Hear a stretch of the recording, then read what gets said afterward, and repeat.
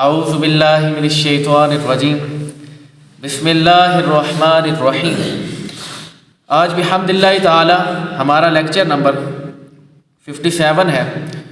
اور آیت نمبر سورۃ النساء کی 11 to 14 تک بیان ہوگی، اور اسی کے ساتھ ساتھ ہم سورۃ النساء کی آیت نمبر 176 کو بھی حل کریں گے، جو کہ اسی موضوع کے متعلق ہے، تاکہ آپ کے سارے شکوک و شبہات حل ہو جائیں۔ اور اسی کے ساتھ ساتھ یہ جو آج آیات پڑھی جائیں گی، یعنی سورۃ النساء کی آیت نمبر 11، یہ آیت ناسخ ہے، اور سورۃ البقرہ کی آیت نمبر 180، 181، 182، یہ جتنی ترتیب پر آیات آ رہی ہیں وہ منسوخ ہیں۔ یعنی جب یہ آیات مبارکہ یہ والی نازل ہوئی ہیں تو اب اس آیات پہ عمل نہیں کیا جائے گا۔ ان آیات کا مفہوم کیا ہے کہ وہاں پہ یہ لکھا گیا ہے کہ کتب علیکم اذا حضر احدکم الموت ان ترک خیرا الوصیۃ للوالدین والاقربین بالمعروف حقا علی المتقین، یعنی جب تم میں سے کوئی بندہ مرنے لگے تو اپنی وصیت کے طور پہ کچھ لکھ جائے، یعنی کسی کے لیے کچھ خاص کر دیں۔ لیکن اب چونکہ سورۃ النساء کی آیت نمبر 11 نازل ہو گئی، تو اب اس آیت مبارکہ کے تحت اب کسی کو وصیت لکھ کے جانے کی ضرورت نہیں ہے، نہ اس پر یہ چیز واجب ہے۔ کیونکہ وراثت کے سارے معاملات جتنے بھی تھے وہ اللہ تبارک و تعالیٰ نے حل فرما دیے ہیں اسی آیت مبارکہ کے اندر، اور وہ حصے اب کسی کے ہاتھوں نہیں لکھے جائیں گے۔ مثال کے طور پہ مجھے کہا جائے کہ میں نے کوئی حصہ لکھنا ہے، تو میرے نزدیک ایک بیٹا زیادہ محبوب ہے، دوسرا بیٹا کم۔ اب میں اس کے اندر کیا کروں گا؟ اپنی مرضی سے تو ایک بیٹے کو زیادہ لکھ دوں گا، دوسرا بیٹا بیچارہ محروم رہ جائے گا، یا میرا پاس چلے تو میں ایک بیٹے کو دوں ہی نہ، آگ کر دوں۔ اور یہ بات یاد رکھیے گا، ان آیات کے مطابق اپنے بیٹوں کو وراثت سے آگ کرنا فارغ ہو گیا، وہ کر ہی نہیں سکتا بندہ۔ ہاں، ہمارے یہاں پہ ویسے پاکستان کے معاشرے کے اندر اور ہندوستان کے اندر، یعنی پاک و ہند کے اندر، یہ بڑے معاملات چلتے ہیں کہ میں تجھے آگ کر دیا اپنی جائیداد سے۔ یہ نظام نہیں ہوگا ان آیات کے تحت، کیونکہ اللہ تبارک و تعالیٰ نے حصہ مقرر فرما دیا۔ اب میں آپ کو 1 سے 2 اصول بتاؤں گا، تاکہ اس کے بعد ہم صرف اور صرف آیت کا ترجمہ پڑھیں گے، اور اسی کے اندر میں آپ کو مفہوم سارا کا سارا سمجھا دوں گا تاکہ آپ کے لیے آسانی ہو۔ اس کے اندر ایک چیز یاد رکھنی ہے کہ بیٹے کو بیٹی کی بنسبت دگنا حصہ ملتا ہے۔ اس میں لبرلزم جیسے لوگ بھی اعتراض کرتے ہیں کہ ہمیں بتائیں کہ یہ کیا مسئلہ ہے کہ بیٹی کو آپ یعنی 1 حصہ دے رہے ہیں، اس کے مقابل مرد کو آپ 2 حصے دے رہے ہیں۔ تو یہاں پہ ہم یہی جواب دیں گے کہ اللہ تبارک و تعالیٰ پہلی بات ہے تو ظالم نہیں ہے، یہ ایتھیسٹ کے ساتھ مخاطب نہیں ہے جملہ، یہ ان کے لیے مخاطب ہے کہ جو لوگ ایمان لے کے آئے ہیں اللہ تبارک و تعالیٰ کو وحدہ لا شریک مانتے ہیں۔ اب اس کے اندر یہ جواب دیا جائے گا کہ پہلی بات تو اللہ تعالیٰ ظالم نہیں ہے کہ بیٹی جب پیدا ہوتی ہے تو باپ کے ذمہ کرم پہ ہوتی ہے اللہ کے بعد، اس کے بعد تھوڑی جوان ہوتی ہے تو اس کے بعد بھائی اس کا بوجھ اٹھاتا ہے ساتھ، یعنی کہ اس کے ساتھ محبت اور شفقت کا برتاؤ کرتا ہے۔ جب تھوڑی اور جوان ہوتی ہے تو اس کا نکاح کر دیا جاتا ہے، اب خامد کے آگے۔ اب اس کے بعد اور تھوڑی بوڑھی ہو تو اس کے بیٹے آگے جوان ہو جاتے ہیں۔ اس کی سپورٹ کے لیے تو جگہ جگہ اللہ تبارک و تعالیٰ نے 4 رشتے قائم کر رکھے ہیں، جبکہ مرد پیدا ہوتے ہی مشقت تکلیف سے گزرتا ہے اور انتہا کر دیتا ہے کہ اسی ایک مرد نے اپنی بہن کا خرچہ بھی اسی نے اٹھانا ہے جب تک وہ نکاح یافتہ نہیں ہوئی، اپنی بیوی کا خرچہ بھی وہی اٹھا رہا ہے، اپنے والدین کا خرچہ بھی وہی اٹھا رہا ہے، اپنے بچوں کا بھی خرچہ وہی اٹھا رہا ہے۔ تو اس وجہ سے ان کے لیے حق دگنا رکھا گیا ہے، اور یہ ہر صاحب عقل اس چیز کو تسلیم کرے گا جس کے پاس ذرہ برابر بھی عقل ہو کہ واقعتاً اس چیز میں حق ان کے پاس ہونا چاہیے۔ اور دوسرا، وراثت کے معاملات کے اندر جب قریبی رشتہ دار سامنے آ جائے تو دور والا رشتہ دار اسی وقت فارغ ہو جائے گا، جس کی مثال کہ بیٹے کے ہوتے ہوئے پوتے کو جائیداد نہیں ملے گی، یعنی کہ قریبی کو پہلے ملے گی، اگر اس کے اندر معاملات بعد میں جائیداد بچ جائے تو پھر کسی اور کو دی جائے گی۔ اور اس کے اندر ایک اور بھی اعتراض کرتے ہیں، جب یہ قرآن مجید کی آیت اٹھائی جاتی ہے تو کہتے ہیں کہ میتھ کے مطابق جب بندے کے پاس ایک جائیداد ہے تو وہ مکمل طور پہ اب 100% حل ہونی چاہیے، یعنی 100% تقسیم ہو جانی چاہیے، جبکہ بعض ایسی صورتیں ہیں کہ مال تقسیم ہو رہا ہے لیکن چند مال بچ جاتا ہے، تو اس کا ہم کیا کریں؟ تو وہ ساری چیزوں کا بھی اللہ تبارک و تعالیٰ نے بتایا، اور احادیث کے اندر آیا کہ جو مال بچ جائے وہ پھر رشتہ داروں میں قریبی جو مرد رشتہ دار ہے اس کو دیا جائے گا۔ تو یہ مشکات کے اندر بھی حدیث موجود ہے، اور اس کے ساتھ ساتھ یہ اصول یاد رکھ لیں کہ قاتل کے لیے مقتول کی وراثت نہیں ہوگی، یعنی اگر کوئی شخص اپنے باپ کو اس وجہ سے مارے کہ مجھے جائیداد مل جائے گی تو اس کے لیے کوئی وراثت نہیں ہے۔ یہ بھی مشکات میں حدیث موجود ہے، پورا کا پورا چیپٹر میں نے پچھلے لیکچر کے اندر بتایا تھا کہ احادیث کے اندر پورے چیپٹر باندھے ہیں کتاب الفرائض کے نام سے، تو تقریباً کچھ 40 کے قریب احادیث مشکات المصابیح کے اندر ہے، اور ادھر آپ کو مل جائیں گی ساری کی ساری احادیث، بخاری مسلم کے اندر بھی ہیں۔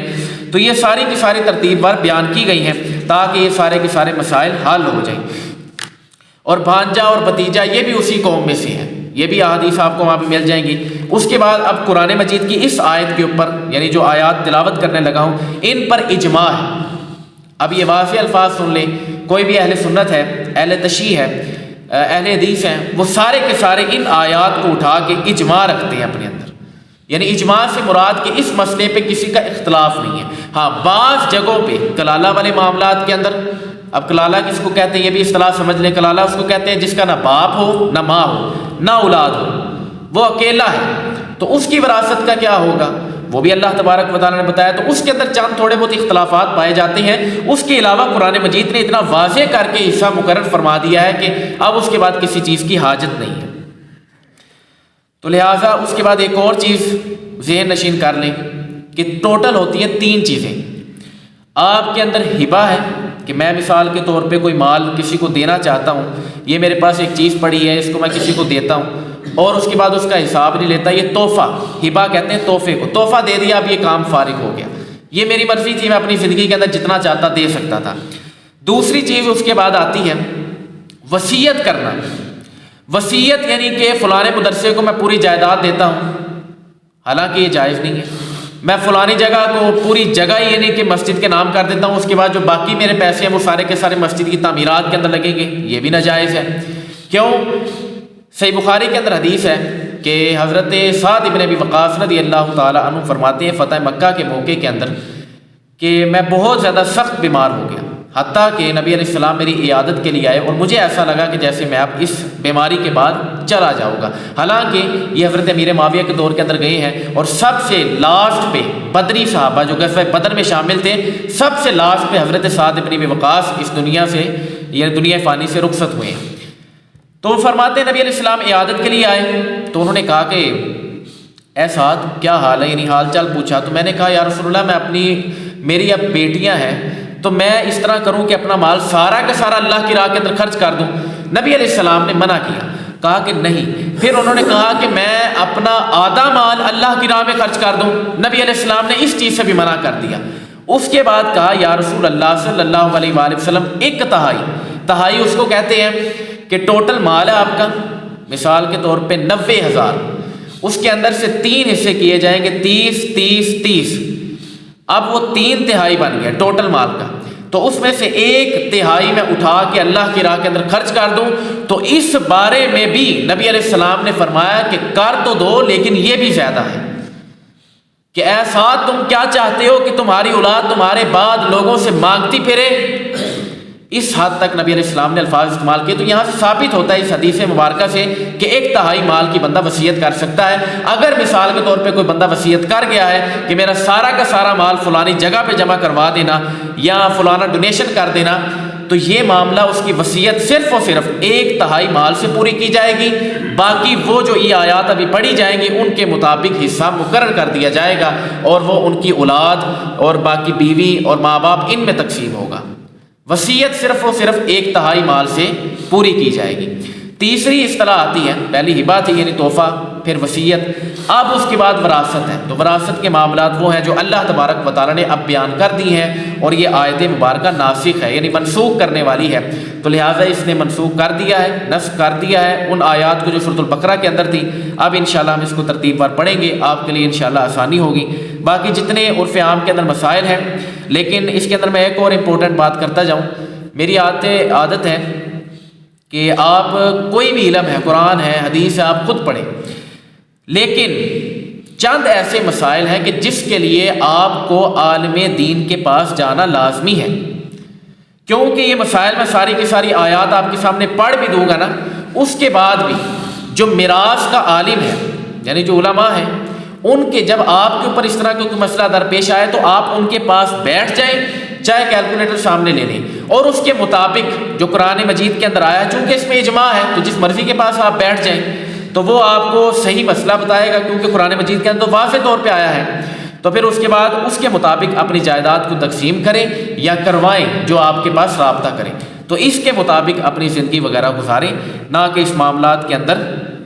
خود سے کوشش کیجئے گا، کیونکہ یہ معاملات بہت زیادہ پیچیدہ ہیں، اور واقعتاً میراث کے معاملات کے اوپر نبی علیہ السلام کی بہت زیادہ یعنی خطرناک احادیث بھی ہیں اور جو بندے کو رکت انگیز ہیں، تو لہٰذا اس کے متعلق اس طرح کا معاملہ اپنا لیا جائے، عالم باعمل عالم میراث کے پاس جایا جائے تاکہ وہ آپ کو صحیح طرح وراثت کے متعلق مسائل بتا سکیں۔ اب انشاءاللہ ہم ترتیب وار آیت پڑھتے ہیں اور اس کو حل فرماتے ہیں۔ بسم اللہ الرحمن الرحیم،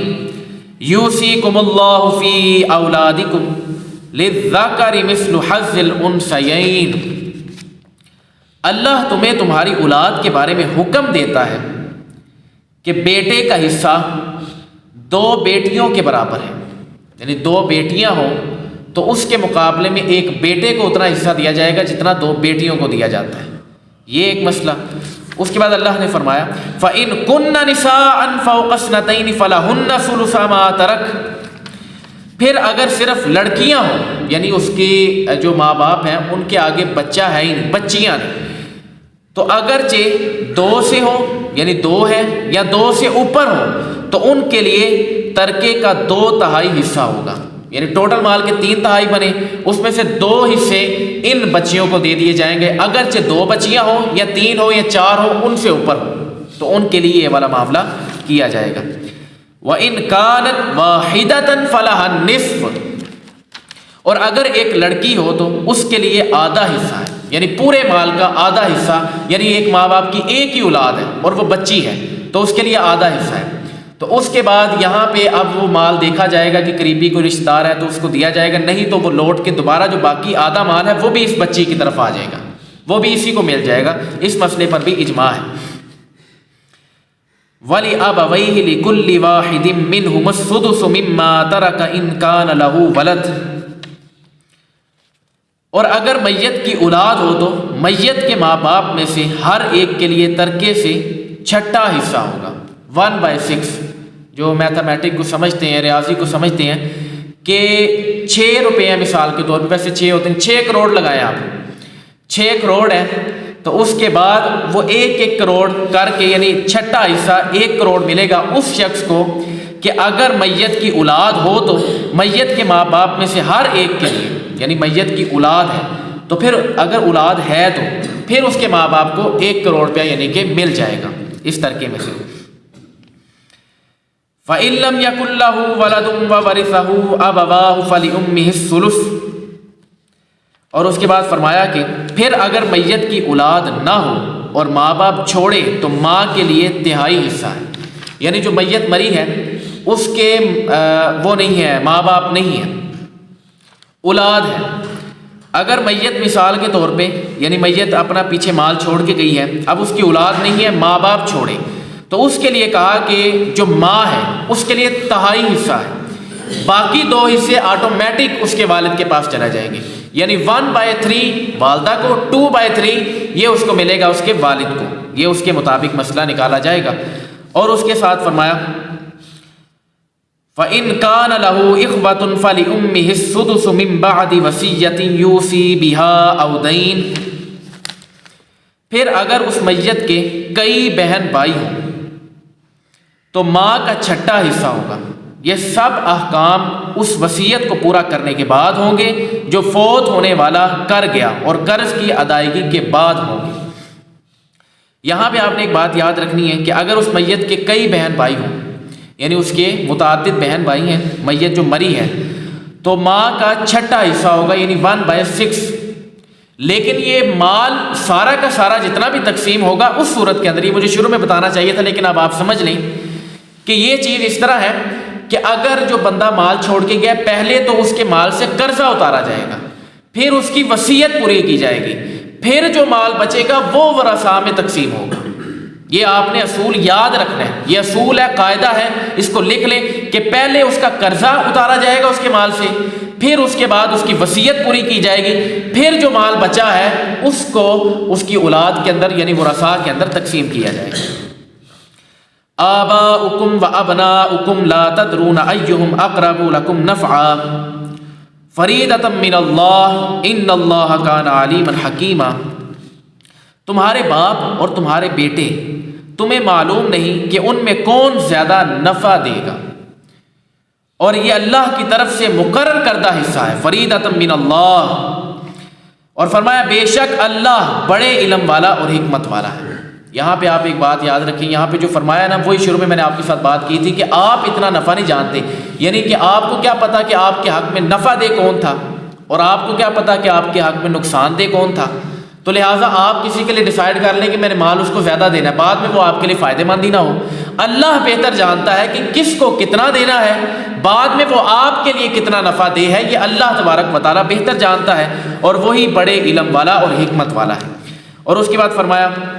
اب یہاں سے عورتوں کے، بیویوں کو جو ورثاء کے اندر تقسیم ملے گی اس کا کیا حکم ہے وہ بیان کیا جا رہا ہے۔ وَلَكُمْ نِصْفُ مَا تَرَكَ أَزْوَاجُكُمْ إِن لَّمْ يَكُن لَّهُنَّ وَلَدٌ، اور تمہاری بیویاں جو مال چھوڑ جائیں، یعنی بیوی اگر فوت ہو گئی ہے اب وہ مال چھوڑ کے گئی ہیں،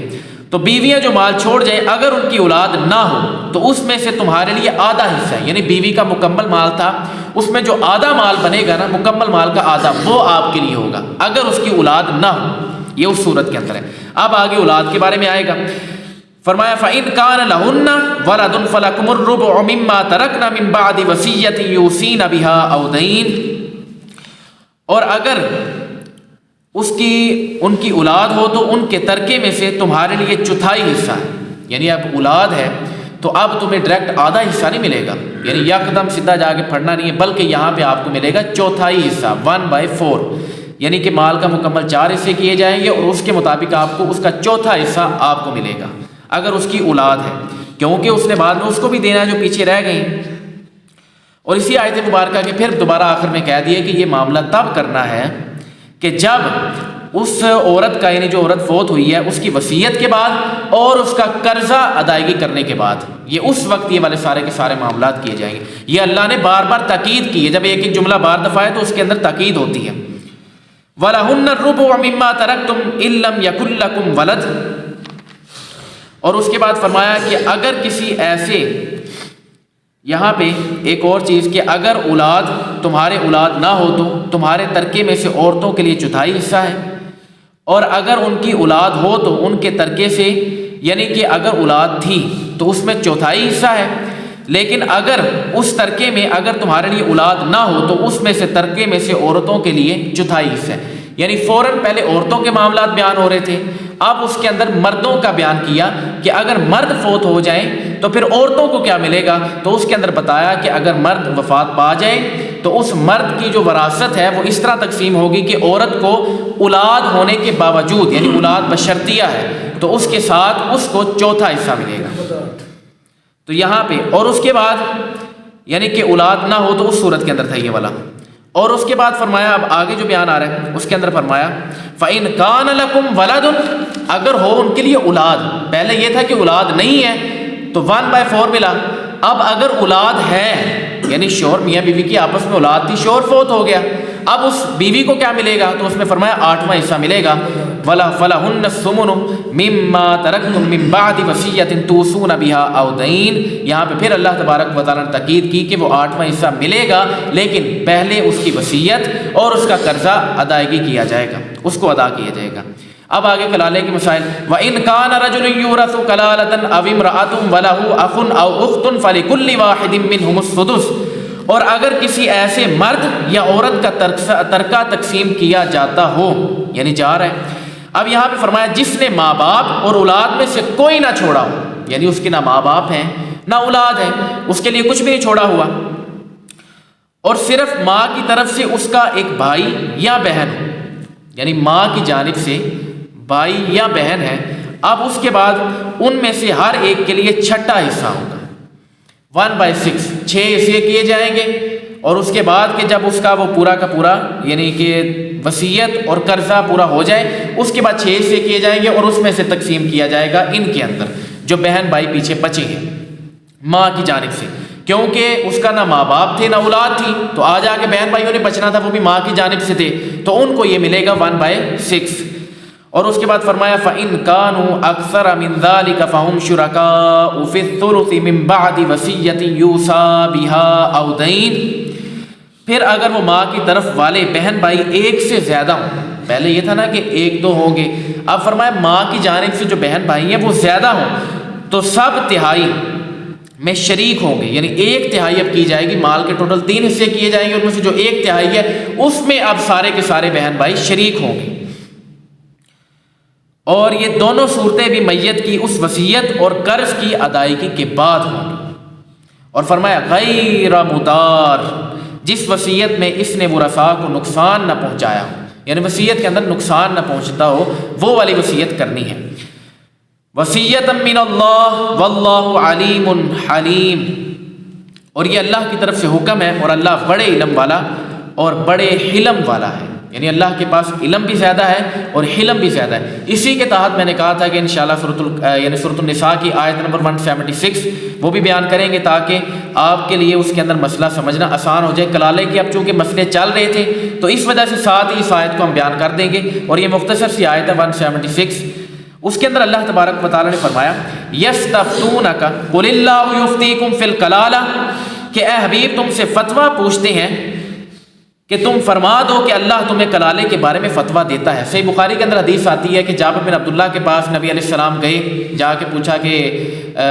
سیدنا صدیق اکبر اور حضرت جابر بن عبداللہ کے پاس گئے اور وہ بیمار تھے، تو ان کی عیادت کے لیے گئے، تو انہوں نے پوچھا کہ یا رسول اللہ میری جو پیچھے مال ہے، میرا جو ترکہ ہے، اس کا کیا انتظام کروں؟ تو اس موقع پہ یہ آیت مبارکہ نازل ہوئی کہ اللہ تبارک و تعالیٰ نے کہا اے حبیب آپ فتویٰ دے دیں، وَإِنِ امْرُؤٌ هَلَكَ لَيْسَ لَهُ وَلَدٌ وَلَهُ أُخْتٌ فَلَهَا نِصْفُ مَا تَرَكَ۔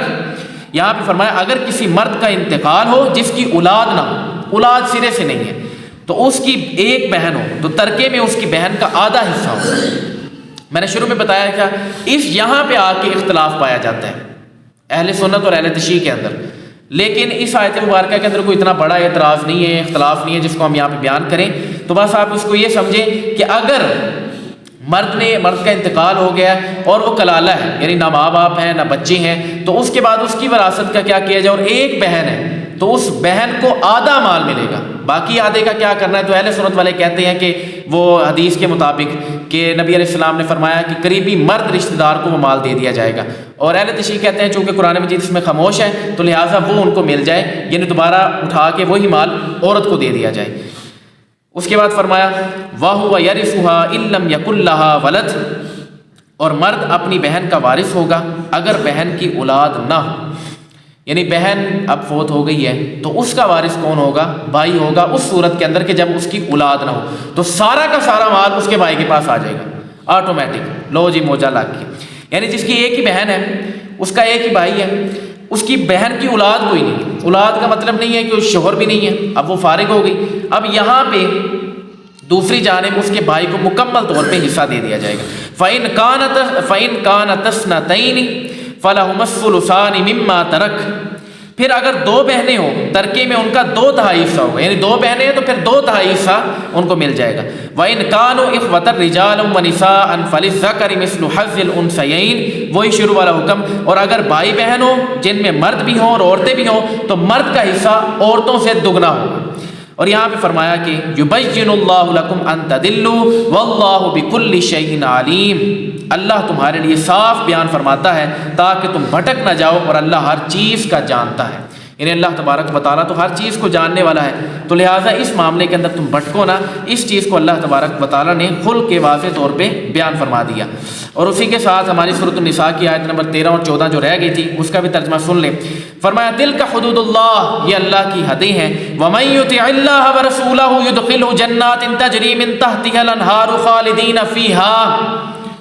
اور فرمایا جو اللہ اور اس کے رسول کی اطاعت کرے تو اللہ اسے جنتوں میں داخل فرمائے گا جن کے نیچے نہریں بہہ رہی ہیں، اور فرمایا خالدین فیہا، اس میں ہمیشہ رہیں گے، وذالک الفوز العظیم، اور یہ بڑی کامیابی ہے۔ یہ اللہ نے شوق دلایا ہے کہ جو اللہ کی حدوں کو قائم کرے گا، یعنی اس کے مطابق اپنی زندگی گزارے گا، وراثت کو تقسیم کروائے گا اور کرے گا، تو اس کے لیے یہ خوشخبری ہے کہ اللہ اس کو جنت کے اندر داخلہ عطا فرمائے گا۔ خالی نماز روزہ نہیں، یہاں پہ 2 آیتیں اللہ تبارک و تعالیٰ اسپیشل لے کے آیا ہے۔ قرآن مجید کے اندر ایک لفظ بھی اضافی نہیں آتا، 2 آیتیں آئی ہیں۔ یہاں بتانے کا مقصد کیا ہے کہ نماز روزے کے ساتھ بندہ خالی جنت میں نہیں جائے گا، بلکہ جس شخص نے اپنی بہنوں کا حصہ کھایا ہے وہ بندہ بھی فارغ ہوگا۔ گناہ کبیرہ کیا ہے، قرآن کو اگر ہلکا جانتے ہوئے اس آیت مبارکہ پر عمل نہیں کرے گا تو بندہ تو اسی وقت کافر ہو جائے گا۔ تو لہٰذا خالی نماز روزہ نہیں بلکہ وراثت کے مسائل بھی حل کیے جائیں گے۔ وَمَن يَعْصِ اللَّهَ وَرَسُولَهُ وَيَتَعَدَّ حُدُودَهُ يُدْخِلْهُ نَارًا خَالِدًا فِيهَا، وہی ڈرایا اللہ تبارک و تعالیٰ نے، اور جو اللہ اور اس کے رسول کی نافرمانی کرے تو اس کی تمام حدوں سے گزر جائے تو اللہ اسے آگ میں داخل کرے گا